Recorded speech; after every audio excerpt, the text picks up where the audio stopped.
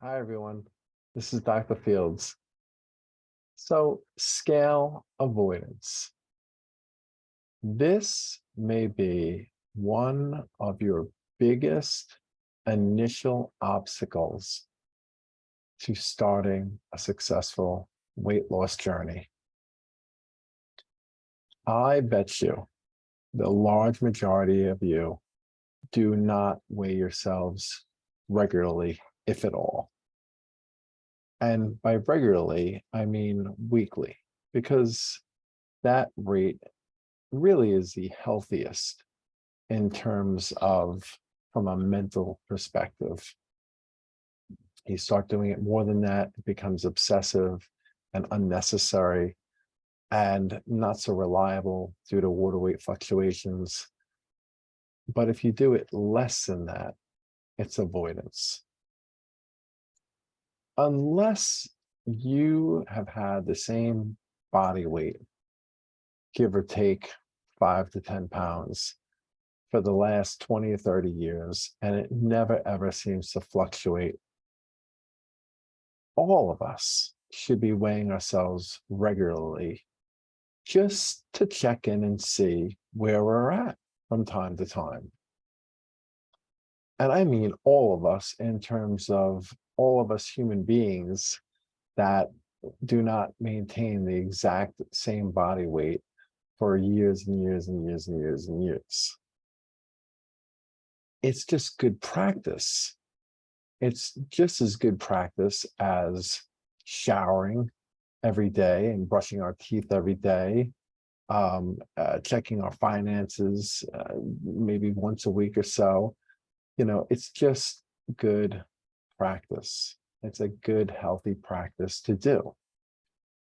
So, because we have a lot of unhealthy psychological issues, it's no wonder that this is a practice that we do not implement typically. When I used to work with people with eating disorders, they also had scale avoidance, many of them. And so one of the therapeutic strategies that I would implement, as many of my colleagues who work with people with eating disorders who come from a cognitive behavioral standpoint, such as myself, is regular weigh-ins.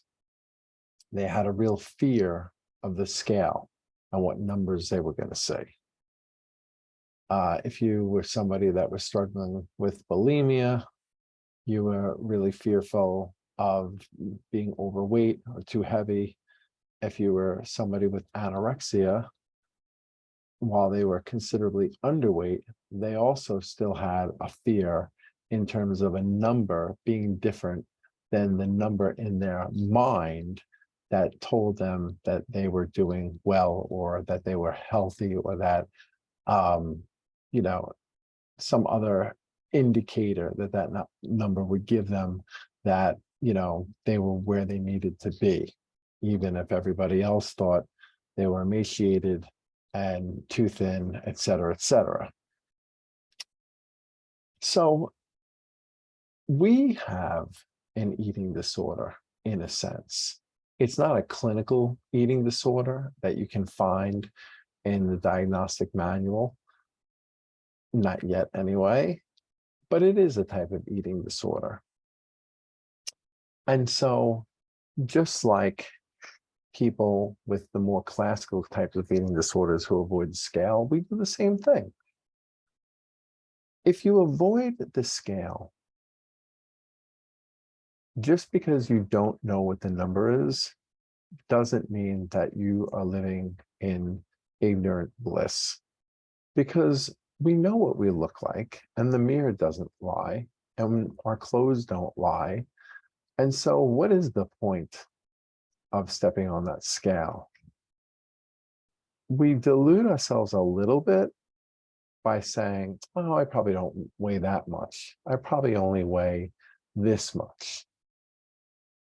But the reality of the situation is we know we're nowhere where we need to be. We're just fearful of finding out just how far from our goal that we are. But it's this fear that keeps us from ever doing anything about it.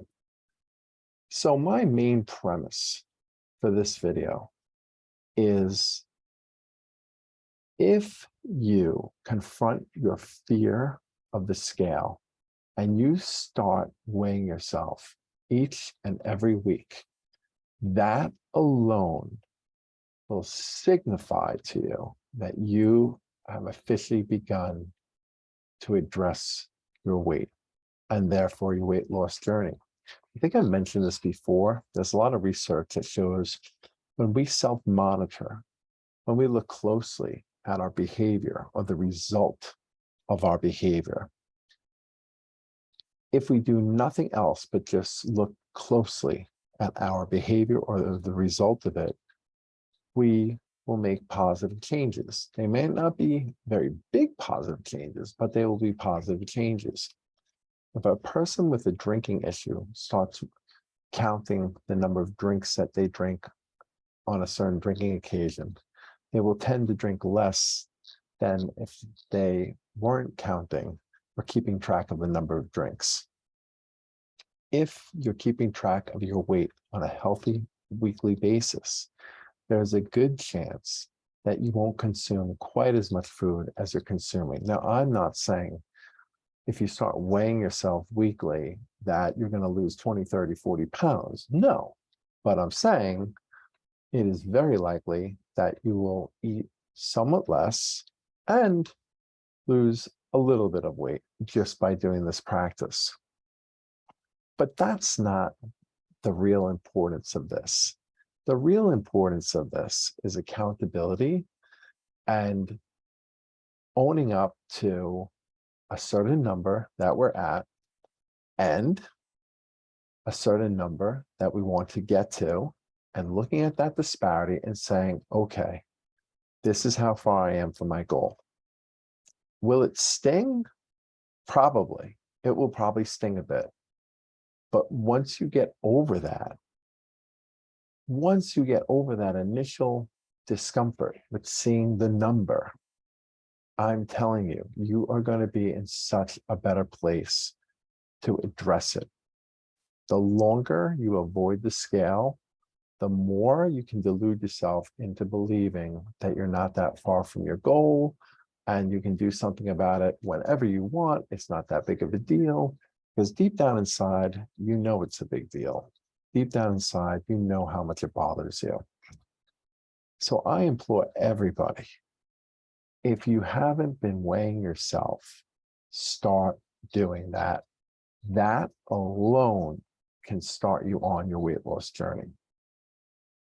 The longer you avoid the scale, the longer it will take to get on the right path.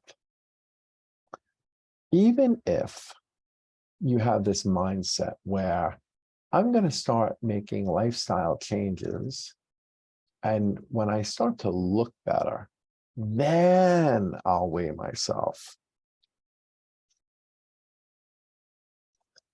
Chances are that's not going to work long term. Chances are you're going to delude yourself into saying that, I can do this another time. It's not that big of a deal. I don't have that much weight to lose. I'm sure it's, I can return to this and do it another time. It's not this thing that I have to deal with now. With no urgency, with no sense of urgency, you will just keep delaying this longer and longer and longer. It's like not dealing with a medical issue. It doesn't go away, right? And the longer that we don't deal with it, the worse it probably is going to become. It's like dealing with an issue with our car mechanically. Same thing. The longer we don't deal with it, the worse it's probably going to get, and the more expensive. This needs to start happening. You need to start getting into this regular pattern, because once you see the number and each week thereafter, see whether or not that number is increasing, staying the same, or decreasing, which is going to then make you much more knowledgeable about your situation in the sense of, am I in a weight gaining, weight maintenance, or weight loss phase? You're not going to be able to fool yourself anymore. But that's good, because it's this denial and this fooling yourself that's keeping you from doing what you need to be doing. Weight avoidance. It is the hallmark of many, many types of eating related issues, and definitely weight related issues. Confront your weight scale phobia now. It is the single most important thing that you can do to get yourself on the right path. It is the biggest first obstacle that you have to deal with. And if you need help with this, reach out to me. This is Dr. Fields, and I'll have more to say about this at another time.